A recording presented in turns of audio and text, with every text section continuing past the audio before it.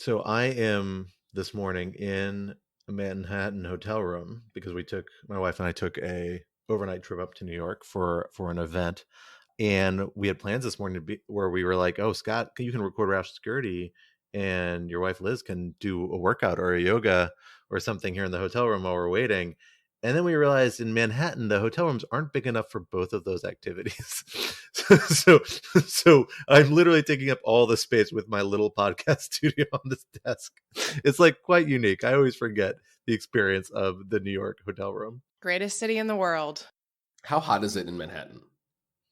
It was extremely hot last night. We walked through like a span of the East Village to get to our event, and I was like, "Ooh, it's steamy." It's just very muggy. But I feel like that's like the New York summer experience more than anything else, is the mugginess that kind of seeps its way. And the beautiful aroma of trash. Hot trash garbage everywhere. Yeah. Oh, amazing. I will say it's even too hot here in Minnesota. It was 100 degrees yesterday, which it's not good. The whole point of going to the Great North was avoiding that in the summer, and I'm a little frustrated that it's come I will say, I was at the beach and it was 80 degrees. It was delightful. Wow. Everyone should go to the Jersey Shore. Yeah, no one should ever go to the Jersey Shore. But if you're going to go to the Jersey Shore, I hope it's 80 degrees and delightful. I was really bummed that I did not get to see the banner flown over the shore by the John Fetterman for Senate campaign. That was amazing. Saying, "Hi, Dr. Oz." It was there like the day before I got there, but alas, I personally did not see it, even though I was keeping an eye out. Like every time one of those planes would go overhead, I would look up, but no, just ads for, sparkling water and such. I was going to say that is really good shit posting, but maybe that's really good shit plane writing. It's a new genre, I'm glad that we got our adult content rating in even before we started the show, just on the B-roll. That's good. What is the way you can say shit posting without saying the word shit? I don't know if there is a good way to say it. You can't say like doo-doo posting. That doesn't. It's not doo-doo posting. Poopy posting. Poopy posting. It should be now. It's definitely what Scott and my children do. It's poopy posting. You can't say trash talking because it doesn't capture it fully. Because like shit posting is its own beast. It's like a memorialized trash talking. How about poop trolling? No. No. I don't know what that is, but it's not this.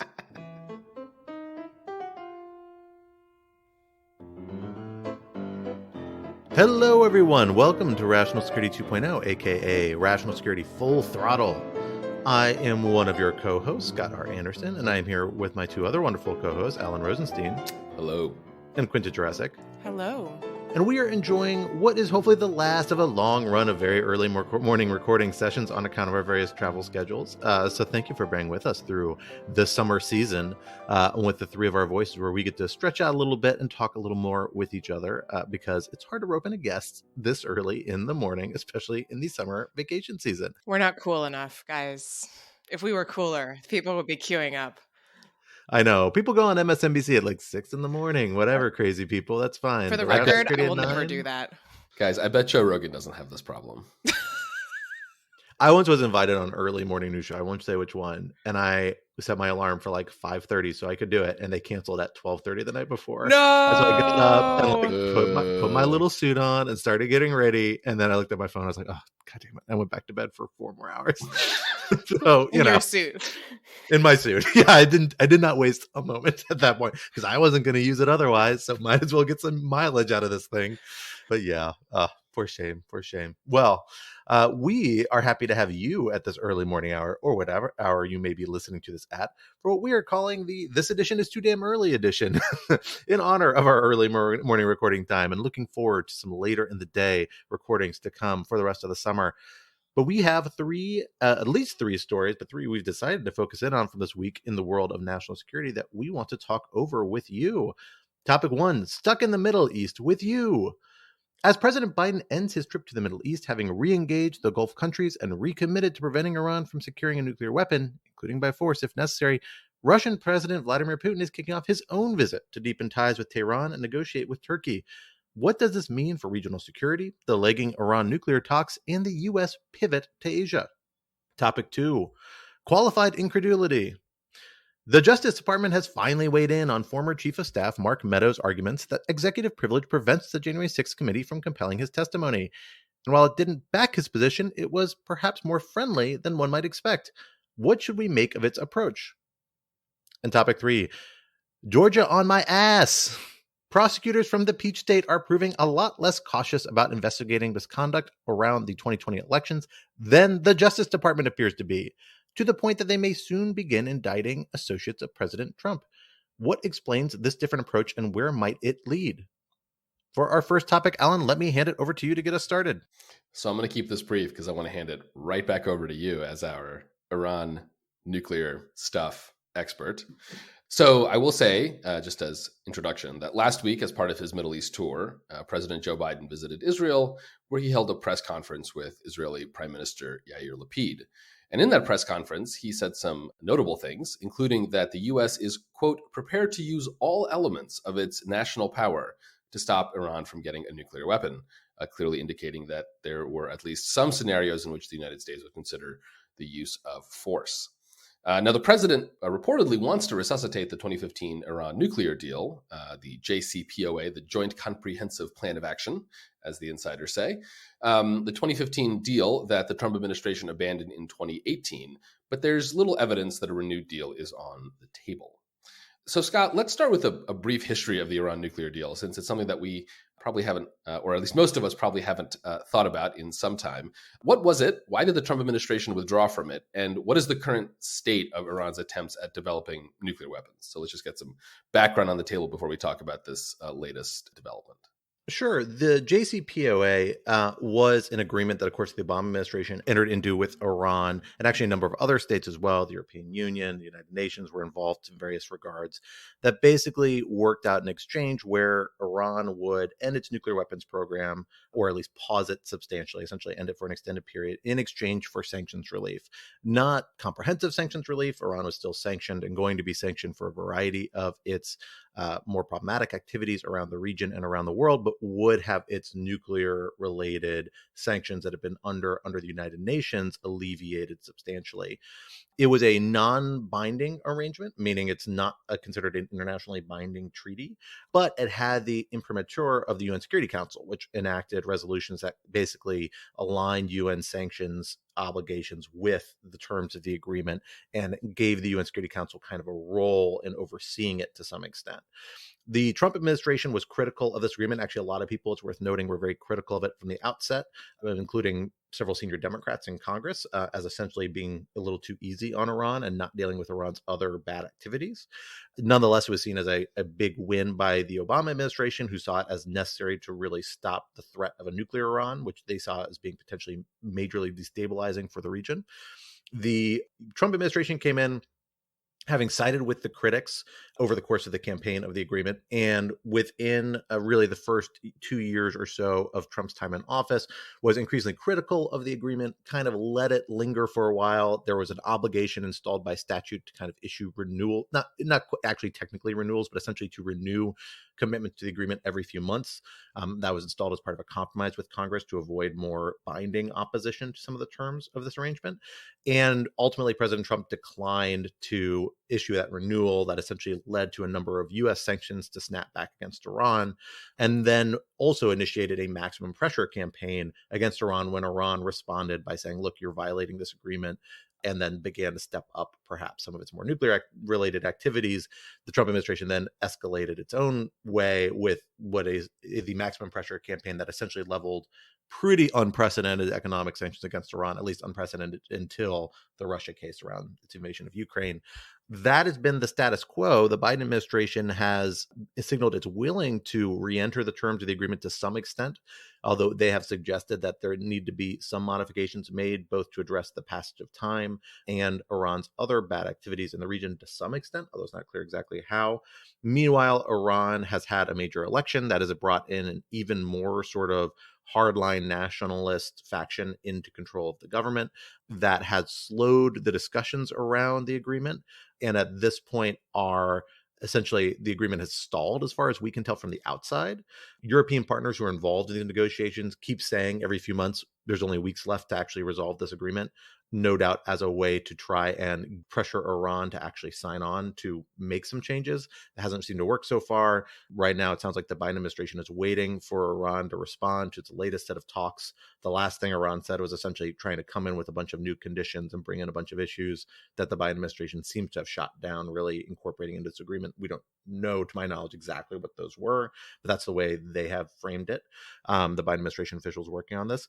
And so it's kind of at a stopping point. And so this statement by President Biden, I think, can be seen as a backstop against that, and also kind of both a signal to Iran about where things will go potentially if some sort of agreement is not reached, which is that the United States is willing to, support and do what is necessary to prevent Iran from getting a nuclear weapon, something that at this point it's believed it's just a couple of weeks or short months away from doing if it chooses to go in that direction. Right now, it's just enriching the uranium, but not actually pursuing weapons development as far as we can tell. And so, this is a return to a period in 2014 that many people lived through, that I lived through it at the time in the region, actually, 2013, 2014, where people seriously took seriously the possibility that there might be military strikes against Iran, specifically to disable the nuclear program, primarily by Israel, it was always assumed, but presumably with some sort of United States wink and nod and sign off, if not more compelling support. And that's kind of what Biden is signaling there might be a return to here to some extent. And this is something that the Gulf allies and others in the region who are very concerned about Iran and want to see stronger U.S. action against Iran have supported, saying, we need your support to really make clear to Iran there's no military option here. And they view being strong on Iran as a better approach than negotiating. And it's possible if the JCPOA negotiations fall apart, that's going to be the only real option left to the Biden administration. So I have many questions here. First among them is what incentive Iran has to negotiate seriously here, given that they entered into a situation where the deal was made, it seemed like everything was set, and then the Trump administration came in and kind of threw everything out the window. Obviously, there's a very real possibility that a future Republican administration could show up in 2025 and throw anything that is negotiated here out the window again. Given that uncertainty is kind of on the table, do you see a prospect of Iran sort of taking this seriously, or has the U.S. kind of damaged its own credibility in this space? I think the U.S. has absolutely damaged its credibility, and that is a big part of the formula. One of the demands that Iran has raised at various points is to say, well, we want some sort of binding commitment that will hold any future presidential administration to the terms of our agreement. That's not actually something easy to do in the United States in general. The mechanics of that seem somewhat complicated. Exactly. I mean, in theory, look, sanctions are something that's controlled by Congress, not the president, actually. Like, if Congress were super supportive, Congress could enact a law saying, oh, no, we're going to rescind sanctions until certain conditions, so long as certain conditions are met. And future presidents probably couldn't do much about that because it's very much core to the Foreign Commerce Clause power that Congress exercises, not the president. But instead, you have the opposite situation here. Congress is, if anything, kind of the bad cop in these negotiations, trying to rein in the Biden administration, the Obama administration before it, who are more interested in engaging, putting a lot of obstacles and checks in the way. And so if anything, it seems like it's still going to be pretty easy for a subsequent president to roll this back, both mechanically and politically. It's just the kind of classic problematic dynamics around Iran, which is that there's a very strong domestic political constituency in the United States that buys into the regional view and worldview that a lot of allies in the Middle East, the Gulf states in particular, and Israel have, which is that Iran's a hostile actor and they need to be treated like a hostile actor, not through negotiations, but by, essentially strong threats of potential use of military force and sanctions. The problem is that none of those things have actually stopped Iran successfully from pursuing its nuclear weapons. So it's not clear that that's a successful strategy either. It's a really difficult scenario. This is why the Obama administration, leaned into the JCPOA as a way potentially out of that. And they don't seem to really have gotten there yet or found another approach. I actually have a question for you all as folks who track probably the domestic political side of this, maybe more than the foreign relations side, at least the hard national security regional relations side of it, is that, one question I've had in my mind is, why is it the United States and the Biden administration in particular keeps holding out this hope of re-entering the JCPOA, given that we've had European allies, again, repeatedly say, hey, look, this has to happen in the next few weeks or else it's kind of meaningless, because the timeline left to really have an agreement have much effect, like the incentives for cooperating get lower and lower and lower for all parties, essentially, as more time passes and a potential new presidential administration is around the corner. But the Biden administration has actually been, more reticent than European allies to say, oh, this has to happen right now. They've always left the door open to a process, even though they haven't found any of the terms yet, something that they're willing to accept. And they've really tried to shift the focus on Iran as saying Iran needs to get its own house in order as to what it's about willing to accept in terms of terms, because what it's coming forward with is just straight up unrealistic. Does that strike you as a necessary domestic political move? To me, that's where it seems to fit easiest. But like, where is the political space to which the Biden administration could abandon the JCPOA without a clear avenue, given the political role it's played for the last few years as a little bit of a hot potato between the two parties?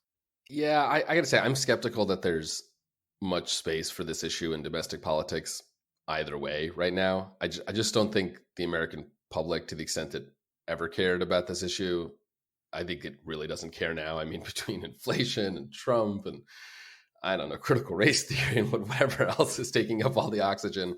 That's the key, is that we need to figure out a way to link the JCPOA to the destruction and purge of the scourge of critical race theory. And that is the way to get the American people on board here. It can be if done. You can get some children's books into elementary schools to Christopher about Rufo. this. And then, you joke, but no, I think that's exactly right. There's no space in this. And that would be okay if this was something within the president's power to do unilaterally, and also in a way that tied the hands of his successor. But, as we've seen from Obama to Trump, and then Trump to Biden, and then Biden to, I don't know, DeSantis, maybe, there's just no way to credibly signal to the Iranians, right? And I'm not like, I don't feel too bad for the Iranians, but like here, I do feel a little bad for them. Like it was very hard to negotiate with the United States in this regard, because there's just no way to credibly commit to anything.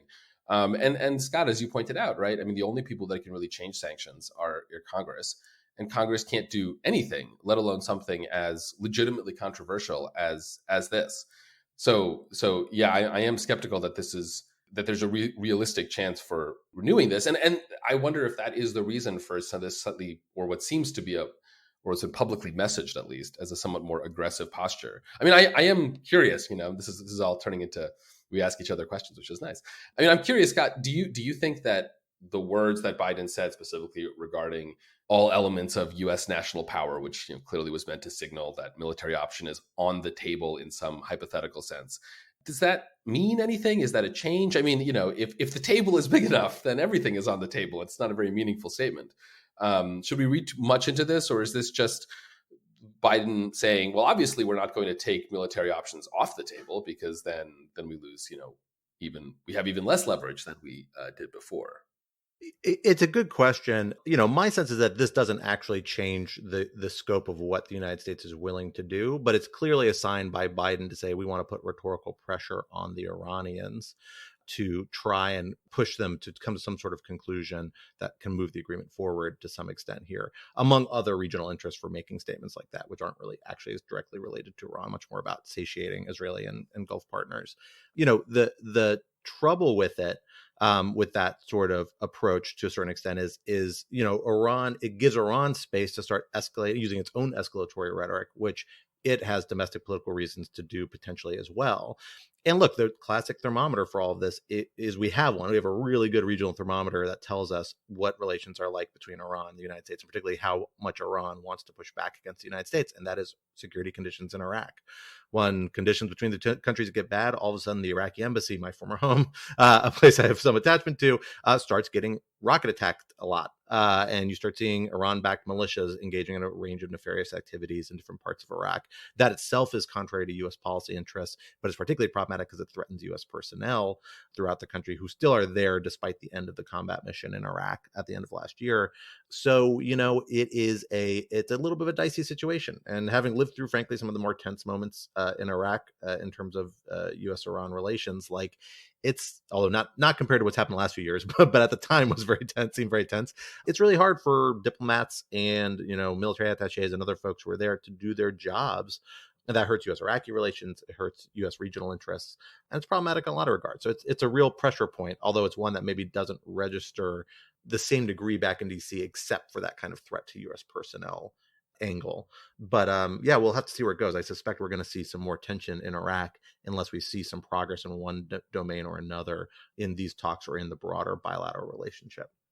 So before we leave this topic, I do want to go back to one thing that you, Scott, mentioned up at the top, and that's the role of Russia and Putin in all of this. So what is going on there? Yeah, well, I mean, we saw Vladimir Putin schedule only his second trip outside of Russia since the beginning of the Ukraine offensive. I think the first one outside of kind of the near region that Russia is involved in. I can't remember exactly where his first trip was. I believe it was kind of to a regional partner, going to Tehran to negotiate both with the Iranian government that's on the verge of providing the Russian regime with, among other things, drones that Iran has kind of cultivated a market for, although there's some good questions about how meaningful this is and how, like, what sort of scale of drone production Iran can actually provide to Russia for use in Ukraine, but it's at least symbolically significant measure. And to have negotiations with Turkish President Erdogan while in the region, where Erdogan has kind of positioned himself to try and serve as a mediator in the Ukraine conflict, particularly focused at the current moment on trying to get Ukrainian grain exports restarted through the Black Sea, where Turkey plays a dominant role for geographic reasons, precisely because that is triggering not just economic problems for Ukraine, but a global food scarcity issue that could well become a crisis if it hasn't already in the near future for a lot of parts of the world. Ukraine's really one of these bread baskets of the world a lot of countries are relying on.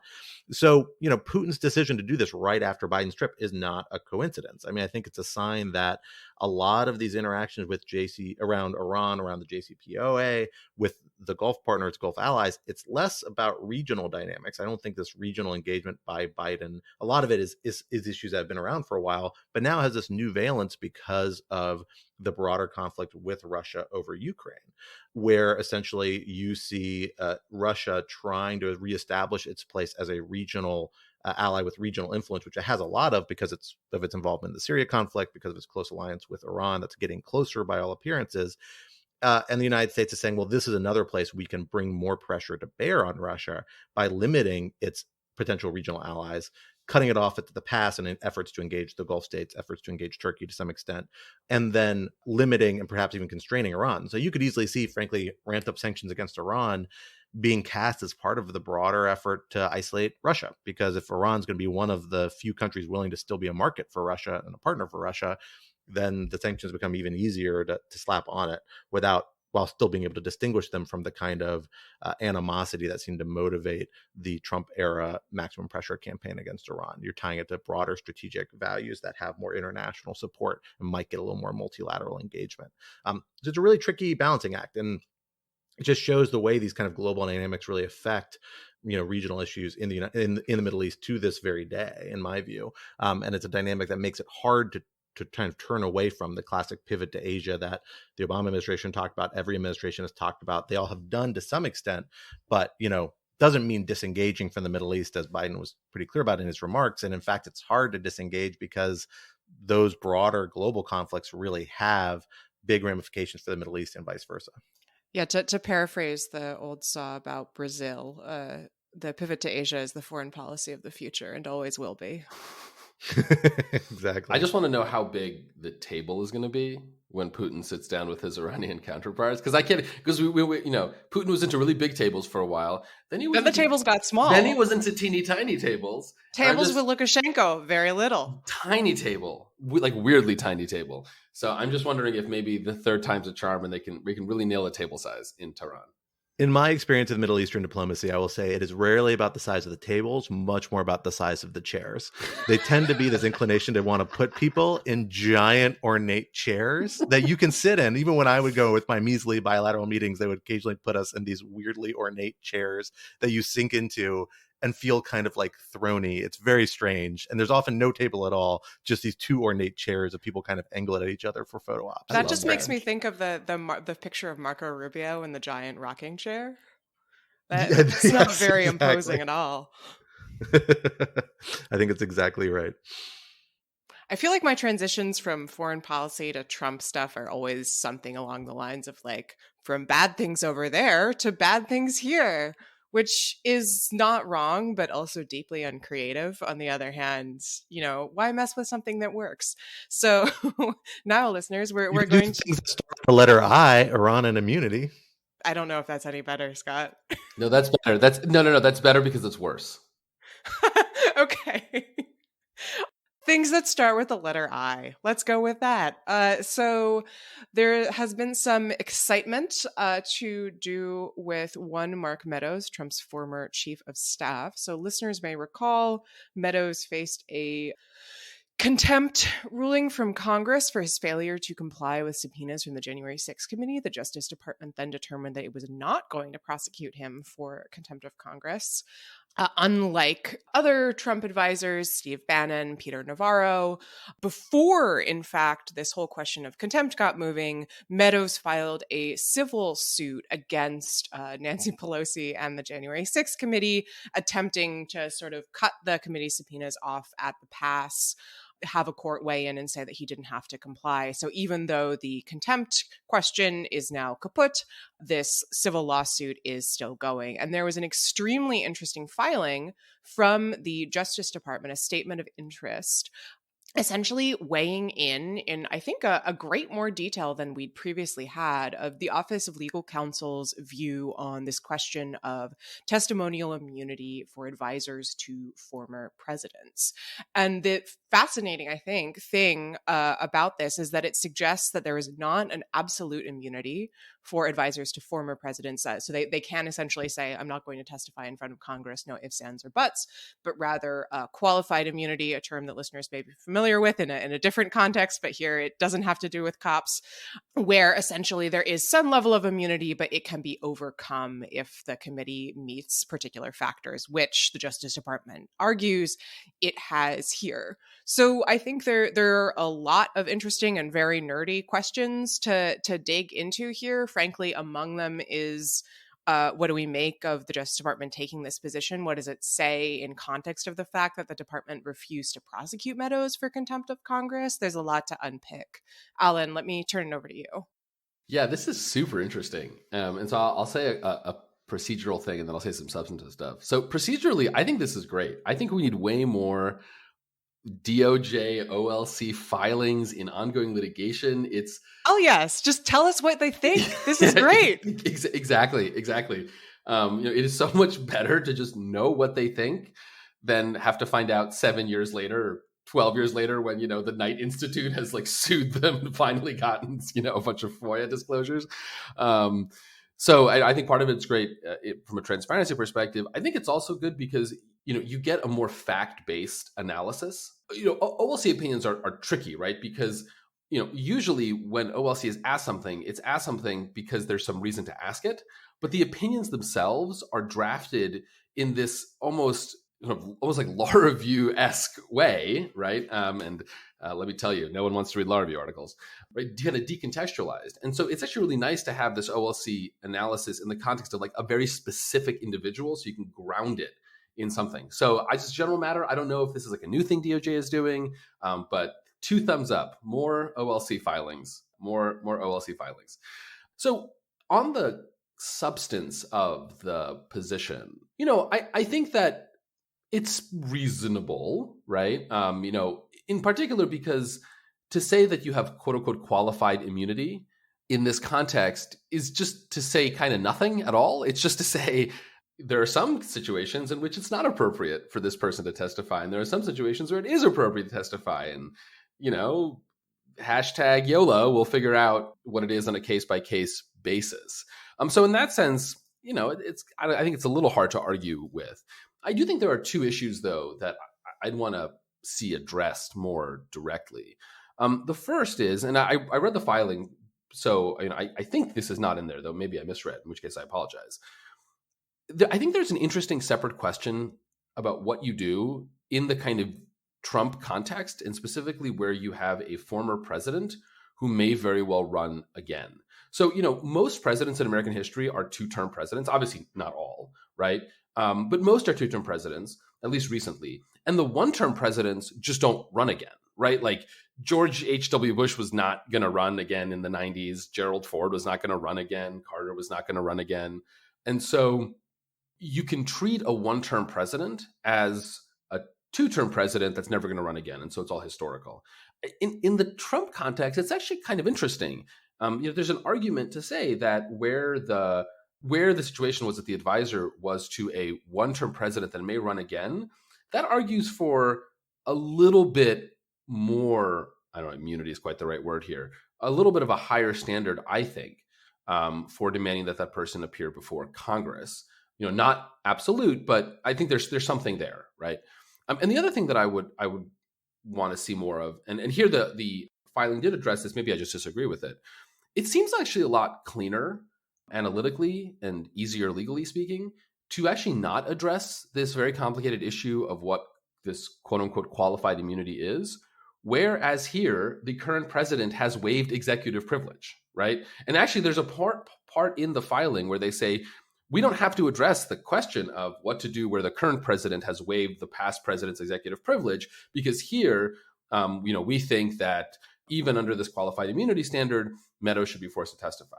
Okay, but it actually seems to me a lot easier to do the other way and say, we don't have to address this interesting kind of difficult question about qualified immunity and come up with all this new legal stuff where it's pretty obvious that the current president, who is ultimately the most important holder of executive privilege and is fundamentally responsible for the health of the institution, has waived executive privilege. And Congress's demand is non-frivolous. So I'm a little puzzled why DOJ went this way. I mean, I'm not puzzled. The reason they did it is because it's a way of expanding executive power while still forcing Mark Meadows to testify, which is like classic OLC stuff. But that's where I pricked up a little bit. So I think I agree with all of that. Although I think it's kind of actually a little more of a problematic opinion, this particular opinion. And the way it handles, I get a little bit more why it handles the Biden waiver the way it does. The one thing I think is worth bearing in mind here is that this opinion basically still continues to embrace the argument that was put forward most prominently by the Trump administration recently, although other administrations have made versions of the argument, mostly about current advisors, though. Trump administration made it about former advisors, saying there should be absolute immunity when it's a current president, even if it's a former advisor. This is the McGahn position that OLC rolled out with. That caught a lot of folks by surprise, I think, with the absoluteness of this determination, because it was the basis on which there was a determination that none of these former officials should give any sort of participation or engagement with the January 6th committee in regards to its engagement. And this opinion actually kind of upholds that. It doesn't kind of. It says this has been our longstanding position through a variety of administrations, notably Republican administrations primarily, entirely, I believe, that it cites. And I don't know if there were issues where it rose. I think maybe one or two issues, but again, I think primarily about current officials during Democratic administration. So, OLC frankly often has like kind of certain bundles of opinions that one party or the other leans into more heavily than others. And this, my understanding has always been this is an issue that fits in that category where there's a bit of a partisan split. But here we see the Biden administration basically saying, no, we actually buy this, at least for current officials and former officials of the current president. And then they have this phenomenal footnote 4 is why you should always read the footnotes, where they basically say, well, they say in the text and then they link to the footnote saying, we acknowledge that some judges have disagreed with this view. And then they give this amazing hit list of every time this argument has lost in court, which by the way is every time it has appeared in court. And they have not chosen to take the opportunity to reassess this. It's lost before district courts and DC circuit in the District of Columbia circuit. It's never gotten Supreme Court, which is I'm sure why they say they maintain this position, because it's never been proven authoritatively wrong. It will never get to the Supreme Court because the executive branch can always just compromise and moot the issue.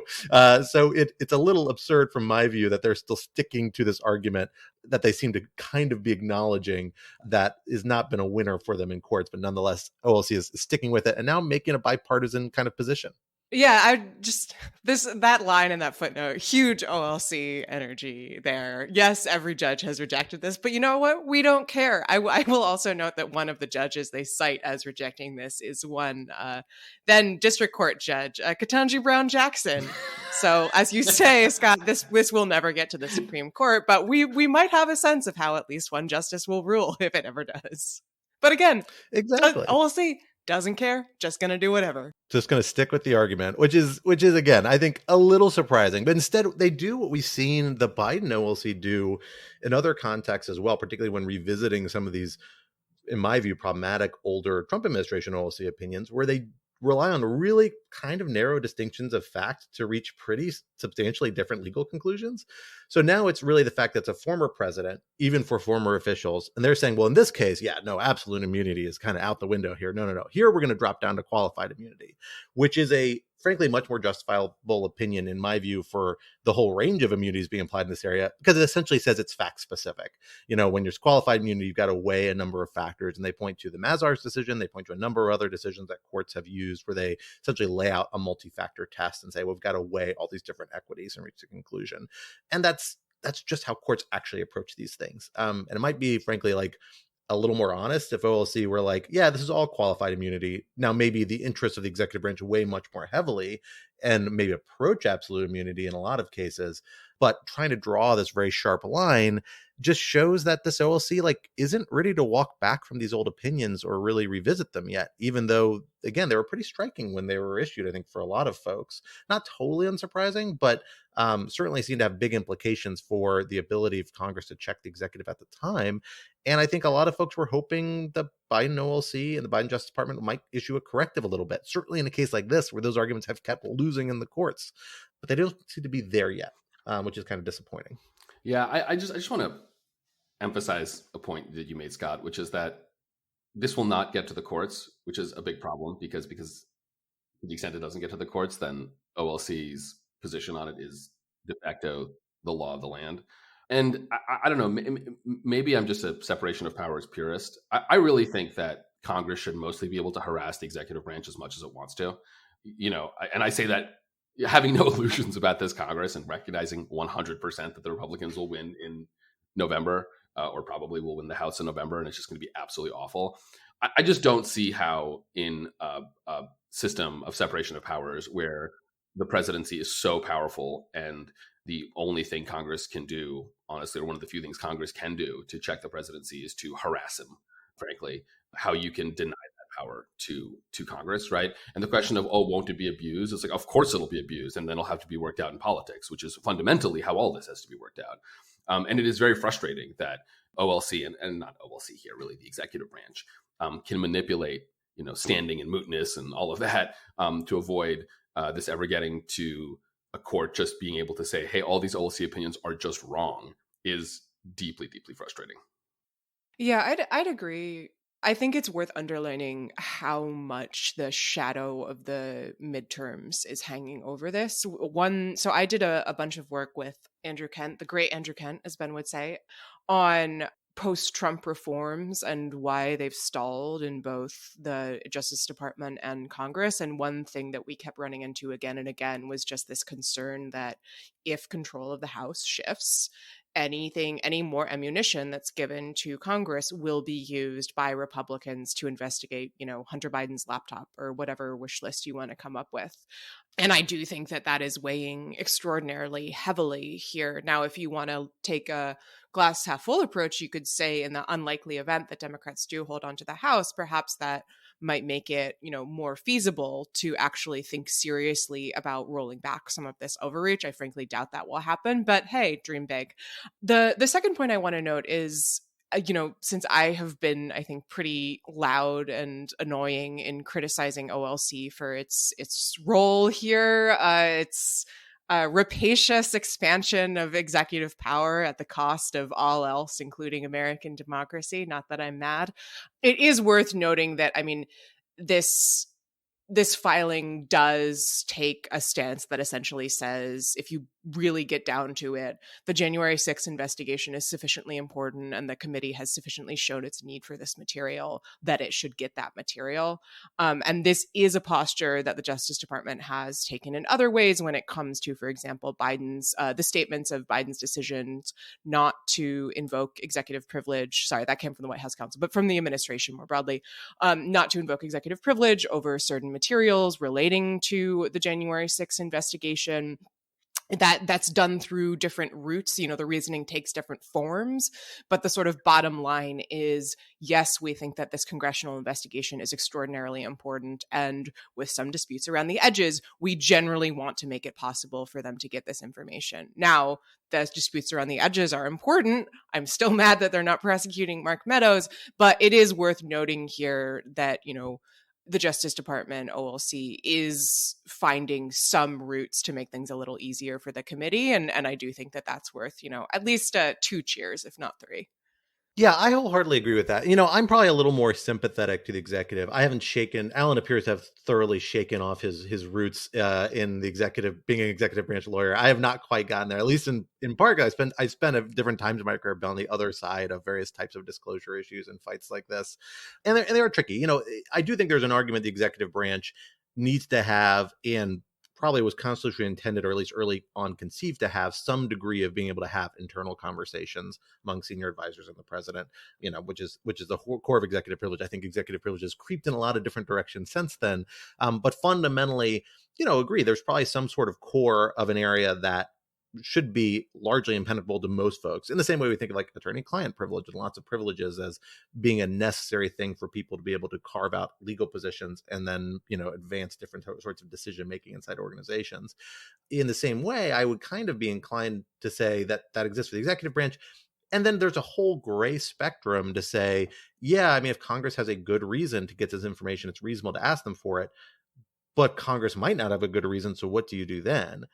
And it just strikes me that the correct answer is to put those questions to the courts and let the two sides make their arguments on the equities and let them appeal it up to all the different levels that you have of the judicial system. And they reach a sort of conclusion there. There's a problem that takes a really long time. Although, as I've mentioned before on this podcast and other places, like I think actually the best way to fix this is for Congress to install expedited procedures, which it could, to improve the enforcement of its subpoenas or other measures to limit the time that takes under the current litigation schedule. But I find turning to the courts for weighing those factors to be much preferable than a situation where either one or the other kind of automatically succeeds, because that just seems ripe for abuse on both ends of the spectrum, or where you leave it to the two to fight it out, which was the initial kind of panel view in McGahn that ended up getting reversed by the en banc court. Because when they fight it out, that's just begging for this really savage outcome where, you know, one branch has to refuse to fund, you know, Congress has to refuse to fund the executive branch. The executive branch refuses to, you know, use executive branch law enforcement officials to provide security on Capitol Hill. Like, these were actually some of the proposals. People say, oh, these are the different ways these branches could fight back against each other. And those are both so suboptimal to the public interest they're supposed to be pursuing. I find that argument to be a really horrible vision of kind of anarchy, a way of resolving conflict between the two political branches when you have another branch there that's job is to resolve those sorts of conflicts in lots of other contexts. So that's why I like the qualified privilege approach. It makes a lot of sense to me. It's just silly to me that DOJ clearly is leaning so heavily on this here, but isn't willing to accept that approach kind of up and down the docket. The last point you raised, Alan, actually the point about that it doesn't seem to want to resolve this strictly on the lines that a former president is trumped by a current president. Like, that again to me is a sign that it's leaning into the qualified immunity approach. It basically said, oh, that's just one factor. It weighs really heavily here, but it's not decisive. You've got to weigh a bunch of different factors, because there could be contexts where a former president around certain information has a right to assert that sort of privilege. And former presidents actually do routinely assert privileges over the sort of information, are allowed to do so in federal regulation. That was debated in the context of the Thompson litigation. So they're willing to lean into this in a lot of other cases, but they're not yet willing to walk back these prior OLC opinions and embrace qualified privilege as the right approach here. And that's the part I find more frustrating than more than anyone else. They clearly see that as the future of where this issue is going, but they're just not ready to go revisit these older views to kind of put the executive branch on that track from the get-go. Well, from one Mark Meadows scandal to another Mark Meadows related scandal, let us turn our eyes to the South, to one of our lovely states in the southeastern Atlantic of the United States, the state of Georgia, that has found itself in a new political position in a lot of different ways over the last few years, and is now, because of that new political position, specifically the role it played as a major swing state in the 2020 elections, finding itself and its local prosecutors as playing a central role in a national debate. We have in Fulton County in Georgia a district attorney investigating the actions that President Trump's supporters and perhaps President Trump himself took to try and persuade statewide officials to essentially ignore state election results in 2020 and move towards a solution much more favorable towards President Trump. But whether finding additional votes, as President Trump notoriously urged statewide officials to do in at least one phone call we have heard the audio recording of, or to take other steps that might facilitate a President Trump victory in Georgia, and through that, perhaps the nation as well. We know this investigation has been going on for a while. There's been a special grand jury called. The grand jury is focused specifically on this investigation, it seems, although I don't think we 100% know that with certainty, but that's the widely reported account of what the grand jury is doing. And we now have had a number of officials in Trump universe actually be brought before, or subpoenaed to be brought before the grand jury. There are rumors that President Trump himself may be subpoenaed to try and present to the grand jury and give testimony. And a number of folks in the state who were supporters of President Trump have gotten notices that they may well be indicted as a result of this investigation.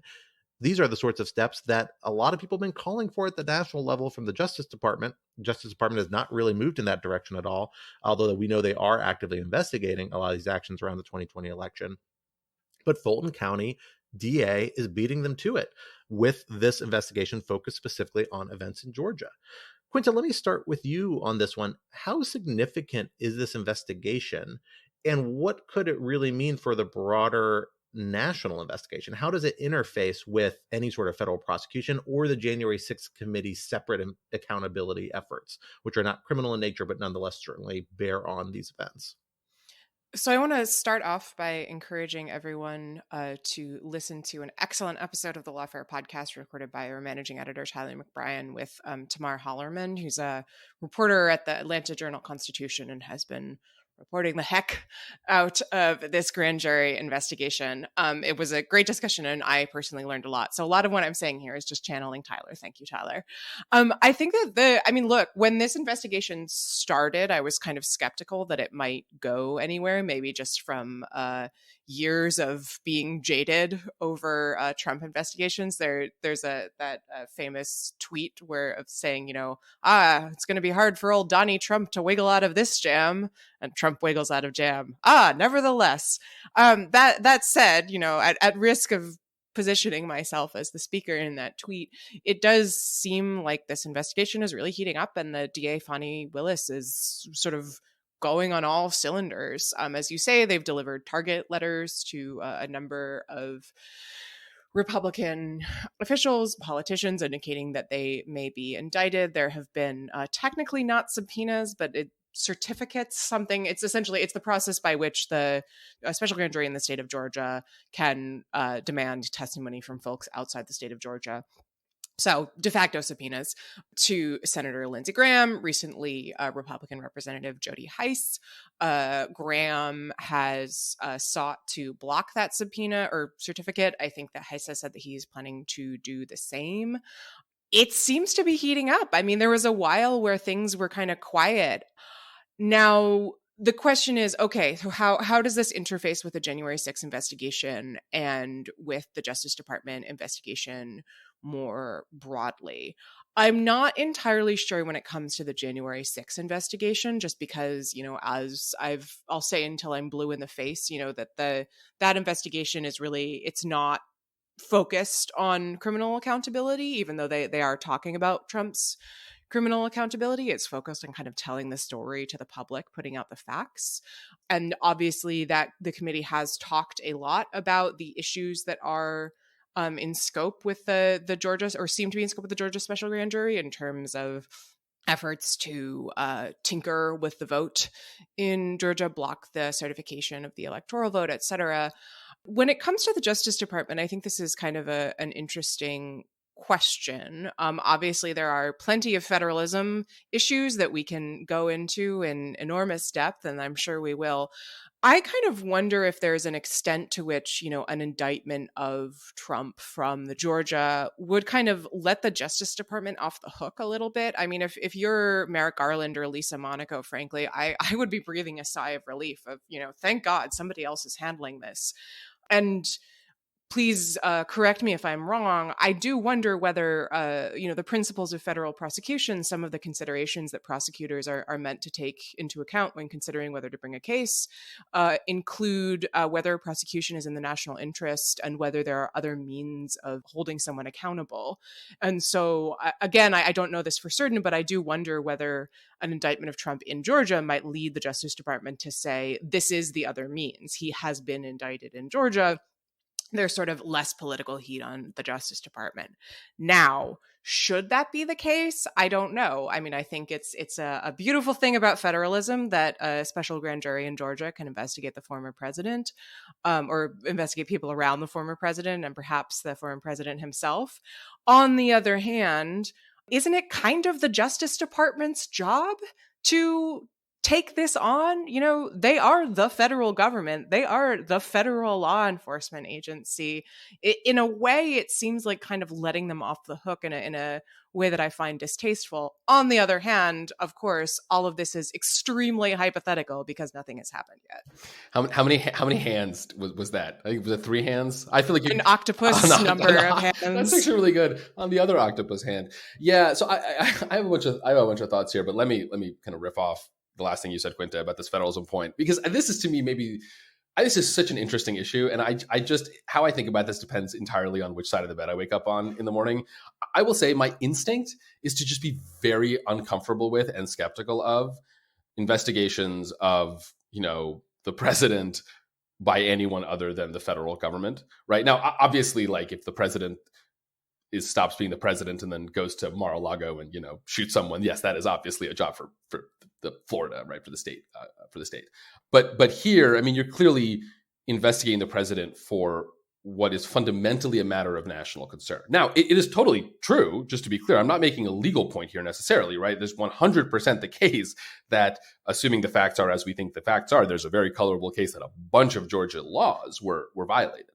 But I think just structurally, the precedent of a DA being able to investigate, right, a president, whether a sitting president or a former president, raises, I think, a lot of concerns. Now, and it has to be some mechanism for thinking through those concerns. Now, on the other hand, it's not as if having the federal government investigate this is also without its problems, because, of course, DOJ, I mean, we just had this whole conversation about OLC, right? And how OLC inevitably in this awkward position, because it is OLC or DOJ on the one hand, but also kind of in the president's lawyers, even if they ultimately say they're not the president's lawyers.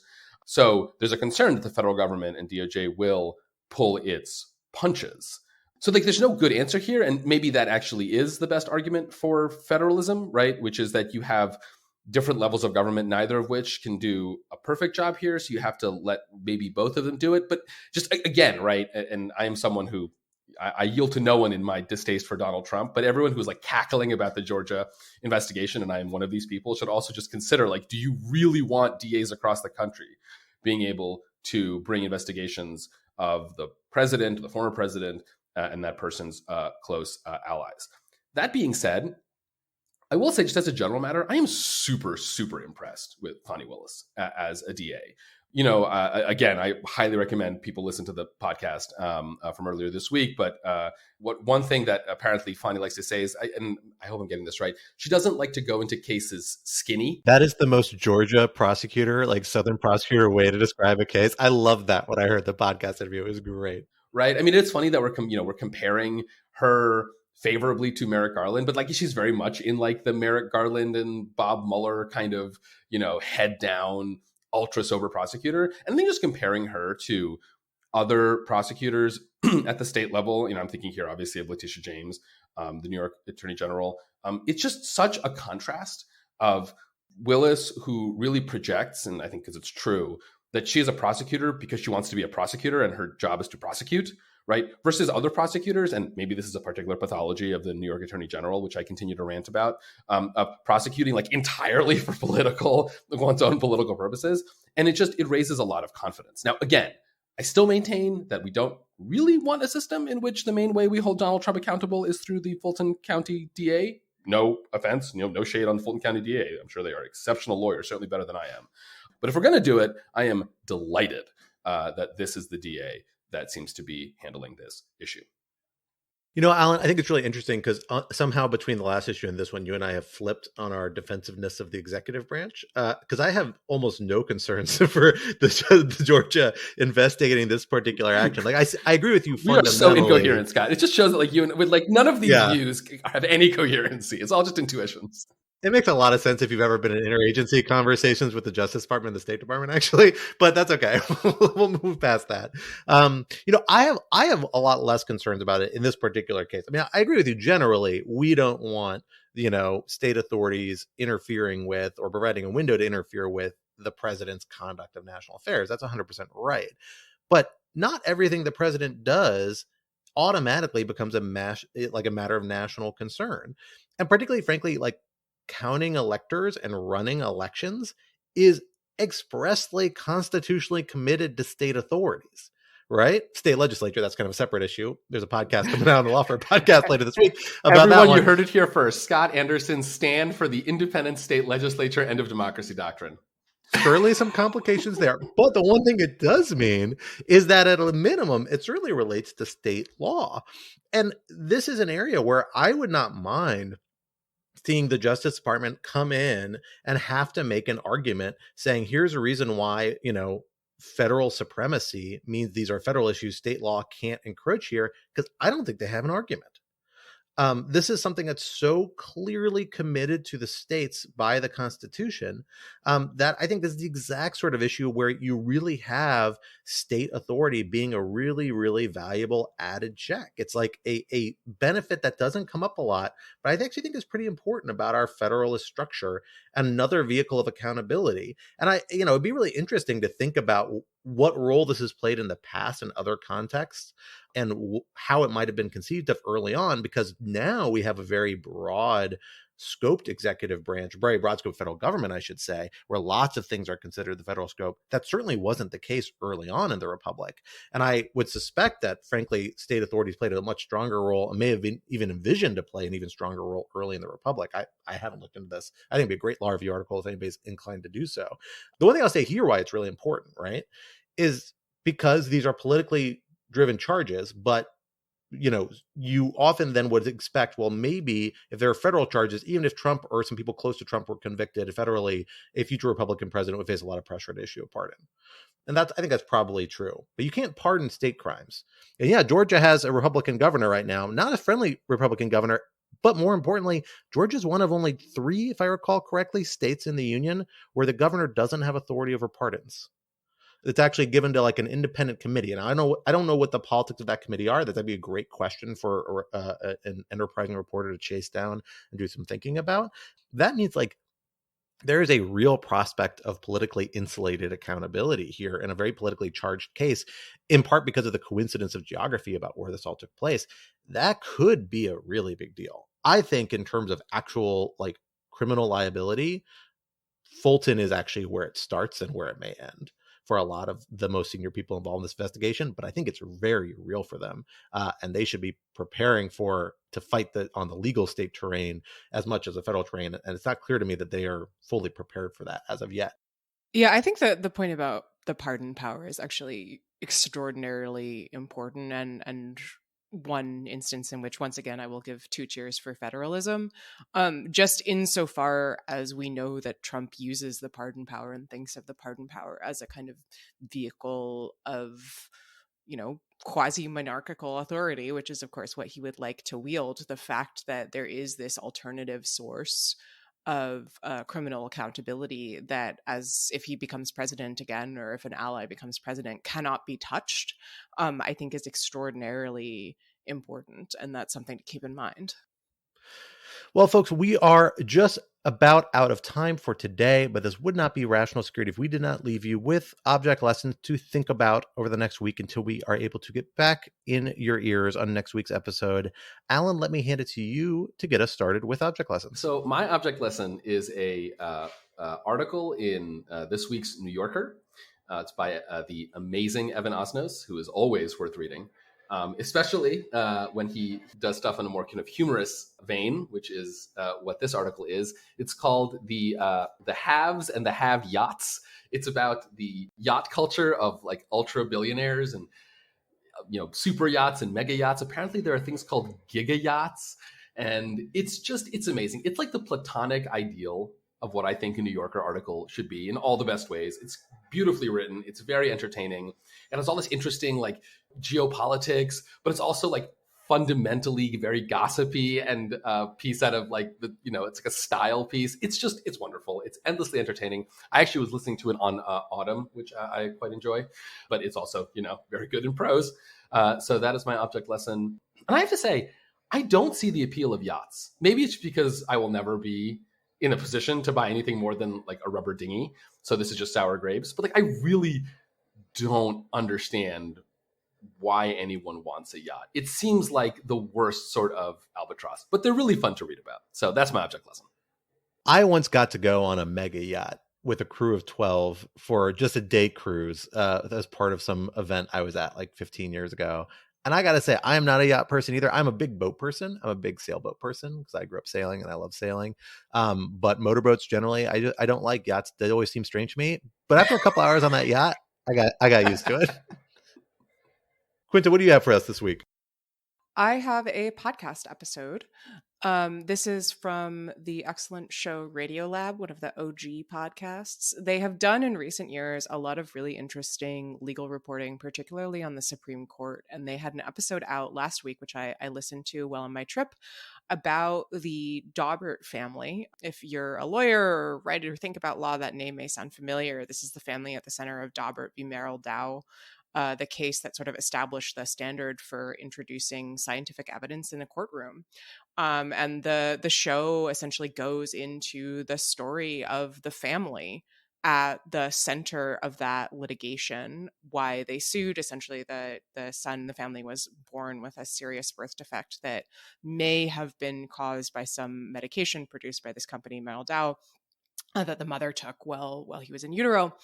And just it's kind of about not only the case, the litigation, but what it was like for this family to go through all of that litigation, what it's been like for them to see the standard used in court cases going forward. And I thought it was a really fascinating look at kind of a corner of the world that you don't often get a look into. And I will say, I think Radiolab's Supreme Court reporting is extraordinarily good at kind of digging out those little personal stories from under the kind of the crust of legal reasoning and jurisprudence. So highly recommended.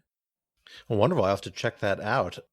Well, for my object lesson this week, I will share the reason why I am up in New York for the last evening, which is that I attended a film screening for a not a premiere, but a near premiere, the second viewing for a set of independent film shorts that some wonderful friends of my wife, one of her close childhood friends, and some of her thespian friends of different stripes, primarily around New York. I think everyone's from New York. I could be wrong, though. If folks are from other places, I apologize. They did something really phenomenal as a project over the pandemic where they got a group of about a dozen or so actors, producers, filmmakers, and did a 2-week trip to a location that they then used to film a number of short films that they are presenting as kind of a package. It is a super interesting project to see, and they've been airing them with a couple of other of their friends' short films. I highly recommend it. I'm not sure where they're viewing them next. I'm not sure they know quite yet, except for a number of film festivals, but it's worth checking out if you can find them anywhere, because it's just a really, really interesting set of films, different ways they use this very historical, interesting villa that's in near a town of Sac Chich, which is what the project's named after in Mexico. It's just a phenomenal project. I highly encourage it. It's fun to see what people can do with independent short films and independent cinema these days, particularly during pandemic times when you might be able to get venues that wouldn't be available otherwise under a particular budget underhand. And they are preparing for their next project as well, which is going to be taking place in Wyoming next year, and then returning to Sac Chich for a feature-length project the year after. So I'm going to drop a link in the show notes to the Sac Chich project. If any folks out there are looking to get involved or support some independent film, you should check it out. My wife and I threw some support their way and are so glad we did. And we're thrilled to be able to attend the premiere. And it's just a great way to engage a phenomenal artistic venture. And all these folks have phenomenal visions that they're able to bring to life and share with everyone. And it's just great to see and be a part of. So I would encourage folks to check it out. And maybe I will see you in New York next year for another one of these viewings or somewhere else around the country. Well, folks, for better or for worse, that brings us to the end of this week's episode. Rational Security 2.0 is, like its forebearer, a production of Lawfare. Follow us on Twitter at RATL Security and be sure to leave a rating or review wherever you might be listening. While you're at it, visit lawfareblog.com for our show page with links in past episodes, for our written work and the written work of other Lawfare contributors, and for information on Lawfare's other podcast series, including our daily Lawfare podcast and our special series on the January 6th investigation, The Aftermath. Be sure to sign up to become a material supporter of Lawfare on Patreon for an ad-free version of this podcast and other special benefits. Our audio engineer and producer this week was Kara Schillen of Goat Rodeo, and our music, as always, was performed by Sophia Yan. We are once again edited by the gloriously returned and always wonderful Jen Patcha Howell. On behalf of my co-host, Quinta and Allen, I am Scott R. Anderson, and we will talk to you next week. Until then, so long, farewell, auf Wiedersehen, goodbye.